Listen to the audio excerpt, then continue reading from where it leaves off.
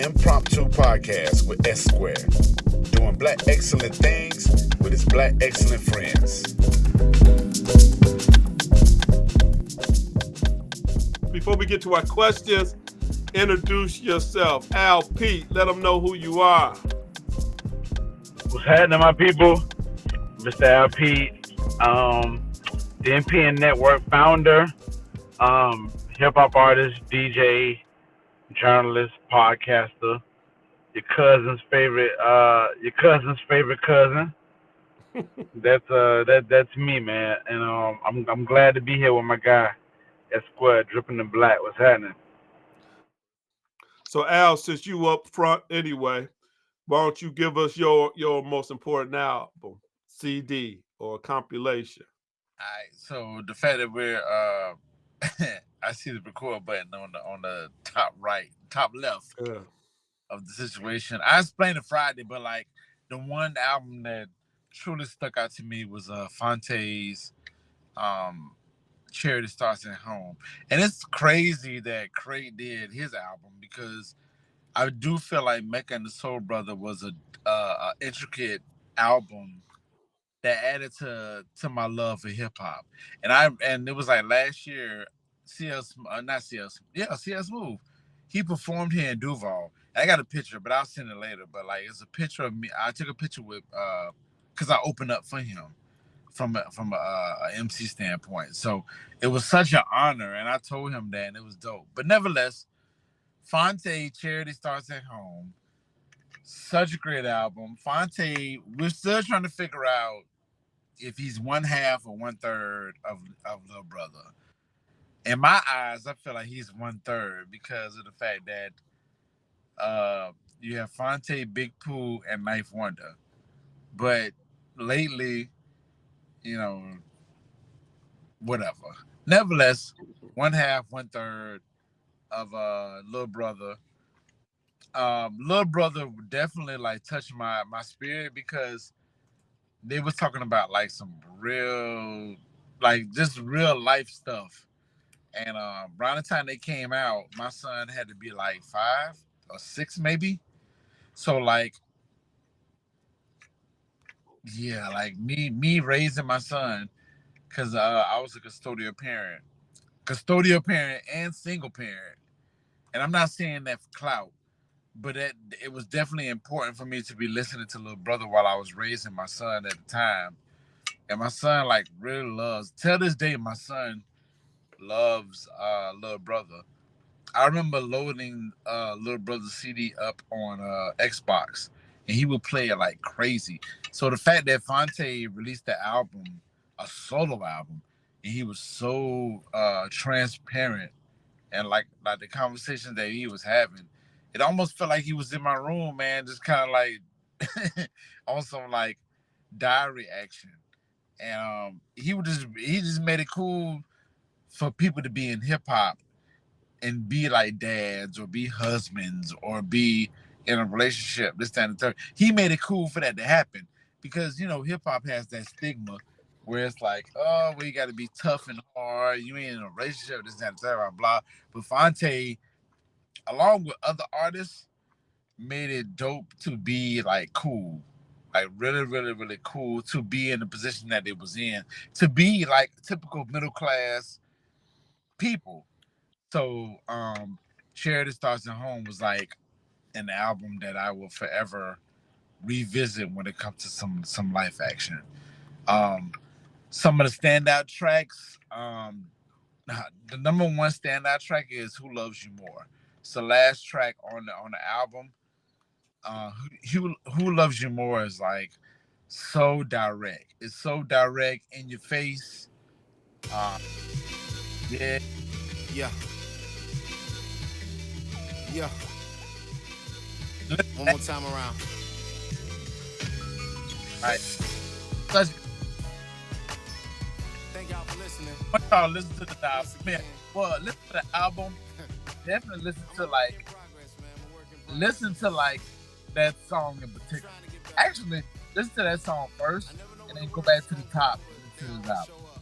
But it's so real. It's so real. It's so it's so real. Like, and and I know I talked about this Friday, but like today, when he said make a living to have a life, guess that I got to choose. I was like, damn, like, and I know for my life in general, I'm like, damn, dog, like make a living to have a life. That's a very intricate as thought. Like it's a very intricate thought. Like you have to really decide like how you want to move in life. So yeah. Fonte, Charity Starts at Home.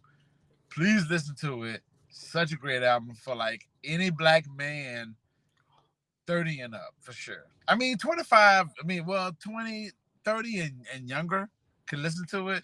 Just say somebody's gonna be need that maturing. Need that mature or need to hear it or can appreciate it. Which one? All of them. Yeah, all of the above, brother. All of the above. Like, because I already. He said anybody who filed taxes and don't get it all back. Absolutely, yeah. Between that and co-parenting, I mean, people, the hip hop guys, the hip hop dads, that have to go to what's it called, open house, and then turn around and like parent teacher conferences. Yeah, and then do like a dope rhyme, dope 16. Yeah, like it's for those people. It don't even matter if you trapping in the streets or if you know what I'm saying, if you a teacher in the school. It don't matter. It fits for every black man for sure. Yeah, part of your homework assignment is to pass me those songs. I'm gonna listen to that. I just got that one, so I'm gonna grab everybody else's too and go listen to them this week. That's my homework assignment. Y'all got to give them to me. Then I'm gonna listen to them so I can get contact, so we can be connected. Even more so. Because I told my students I used to have them make me a playlist. Because I want to hear where y'all coming from. So, I got anything from country to whatever. So I know where you coming from. So yeah, I'm gonna do that. I got that one. I found it because I didn't know how to spell Fonte. I found it, so I'm gonna put that on my list. Anyone have any remarks about this album? So I'll say this. Having heard a lot of Fonte, a lot of Little Brother, a lot of Foreign Exchange, like hearing this album was interesting because it was different for me. And like when it came out, I'm trying to remember what year it came out. I don't remember what year it came out. I'm trying to place it. But I'm not going to say it was, I just wasn't in a space to really appreciate it the way I was years later. I think in part because where I was professionally, I was doing a lot more club stuff. So my ear was kind of leaning towards what I could use in the club versus really just listening for my own enjoyment. So a lot of my time went into prepping for these gigs and stuff as opposed to what I would just listen to on my own time. But I also say that like having met Fonte and opened for him in Foreign Exchange several times, and I even remember back right when they dropped, like I don't know why or how, what happened, but they were in Cincinnati, I think. So Little Brother was doing a show in Cincinnati, and I happened to run down there just to catch them live. So I've seen them live once, real early in their career. But they've always been dope. And even like rapper Big Pooh and his Sleepers project, which was almost like a mixtape, but like them as a duo, then Ninth, like my opinion is Little Brother, they can be whatever combination they want, like, but rapper Big Pooh, Fonte, and Ninth Wonder on the beats, like that's that trifecta, like that's the Mother, Son, and Holy Ghost of hip hop, and like Absolutely. You could like there's other producers who've rocked great tracks for them, but in my opinion, like those three are the chef's kiss of hip hop. So in my opinion, Little Brother will always be a 3-man crew, regardless of what the contract or whatever else they got going on says. But with that being said, like this is one of those albums where the first time around I wasn't in a space to truly appreciate it like I did years later. But another thing about Fonte is he, like I was saying, like he made it cool both explicitly and implicitly to be who you are. And even if who you are changes and grows, like that's cool. So he started being a real like quote unquote hip hop dude. But then he still showed like his comedic side, and he still showed his kind of vulnerable side even on that first Lil Brother album. And then, you know, moving to him singing, and people like, Fonte sing now? You know, so he was rapping with the first Foreign Exchange, and then as that grew and he did more singing, people like didn't get it, or I don't know what people was thinking, but I know a lot of it wasn't love. And then, you know, over the years, you just seen all of these different progressions of Fonte and how he just shows up as who he is, whether that's as the single dad, as the divorced guy, as the guy who got remarried, as the dude who's fed up with the industry, the dude who understands like this industry is bullshit, but I got these kids to feed. Like all of these different spaces that Fonte shows up as, even though they're not all the same, they're all him.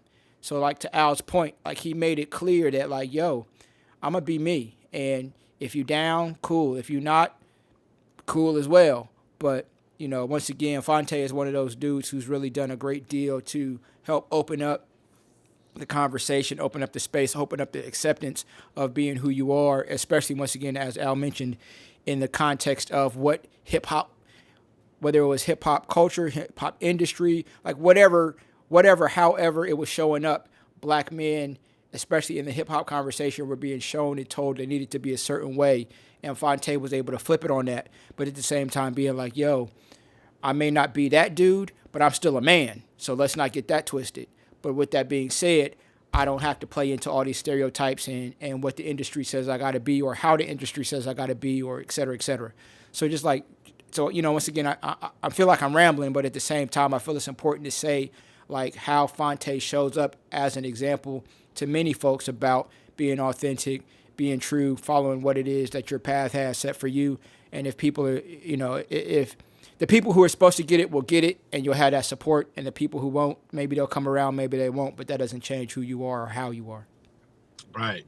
I totally agree with what Krate said. Like that's exactly what it is. Cause like it doesn't make it different. That I know for me, you like for me, like you had the Q-Tip, and then you had Andre 3000, which converted truly over to like Big Boy. I mean, like I had these examples. I mean, the Pete Rocks, like Pete Rock. Matter of fact, you had Pete Rock, and you had Q-Tip, and then Jay Dilla, and then like maybe somebody else. But nevertheless, Fonte was like in the midst of like that trail.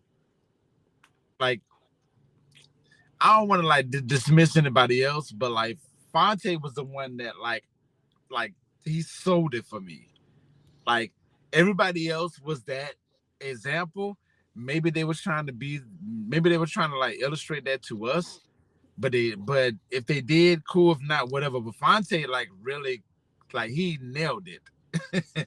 So for me, like and I really feel like I would contribute that to like where I was in life, because Fonte didn't come around for me until 2002, 2003, and that's when my uncle was working with them. He was working with Darren Brockington in North Carolina. So that's a whole nother story.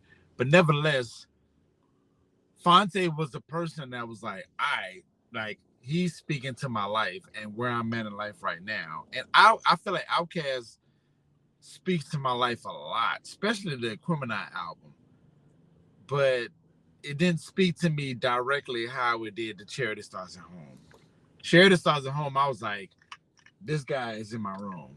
Like, he has to be like the fairy tale guy, like popping up in my room in my dreams, really speaking to my life. And when it came to hip hop, it didn't translate to that. But Fonte was like the guy that was straight up like, look, I'm gonna give y'all these 16, and I'm gonna slap y'all face with these 16s. But at the same time, too, I'm gonna go to Publix and buy these groceries for my kid so they can make sure they have a lunch for tomorrow. If that makes any sense. Absolutely. So let me say this. Speaking from the outside, like speaking to just my perspective and part of Al. So like growing up and here, so I grew up in the Midwest. Al, grew up down south, and Al speaks about how East Coast hip hop influenced him, the Tribes, the Nas's, etc. And then he also speaks about how down south, specifically Outkast, Atlanta hip hop inspired him and influenced him. I think what's interesting about those things, which is similar to myself, is those influences were coming from people in culture spaces that were a couple of years ahead of us, versus when we were at a space. And once again, to focus on Al, like when Fonte was coming into this space, even though he may not have been geographically as close to Al versus Outkast, etc., like Fonte being from the South and being at an age space where the life experiences were mirrored. So it wasn't like you was looking up to an older brother or an older cousin, but you was looking up to somebody or looking at someone who was living similar experience as you were, locked in the perspective a bit different. So I could fully see how Al and Fonte have like that link, whereas once again the Outkast, the Tribes, et cetera, had the influence, but that age, that sometimes that 2 or 3 years, and if we're like Q-Tip, I want to say is give or take 6 or 7 years older than us, but like 2 or 3 years is a big deal when you're talking about like that swing in life from where you're at mentally at 20, 21 versus where you're at 23, 24, 25. So I say all that from the outside, speaking on how I know Al and my perspective and how I see like Al and hear how he speaks and how he thinks and all those things. Like it just makes absolute sense to me how Fonte and what he shared and spoke about in that time was like Al said, like, this nigga's in my room looking over my shoulder, telling my story and just making himself the lead character in my story. I need my check. They stealing your story. Real quick, shouts out to Jen. Jen, we gotta have another conversation about just music in general, because I truly matter of fact, you and Krate, I really enjoy our conversations on that, but I really thoroughly enjoyed Jen conversation. I was like, yo, Jen is really, really tapped in, truly tapped in to and not just hip hop, but just black music in general. You know what I'm saying? How it cultivated in her life. You know what I'm saying? The way that the music cultivated in her life, it was simultaneous. It was simultaneously attached to mine as well. So I just want to shout out Jen on that, because we talked about the Diggable Planets joint, and that was a very great episode. Right. Jen, you have anything to add to this conversation? No, yeah, thanks, Al. I appreciate that. And yeah, I'm definitely a big music head. Yeah, I don't know how to take that, Al, that I wasn't invited, but I understand. You was invited. You listen. I'm the student. When y'all talk about hip hop, I'm the student. I'm the one that's up here on my phone. What you talking about? Let me see the song. Al said this is a 300 level course. You still at your 100? Like you gotta. I'm definitely at intro. He said you still 099. You still getting those.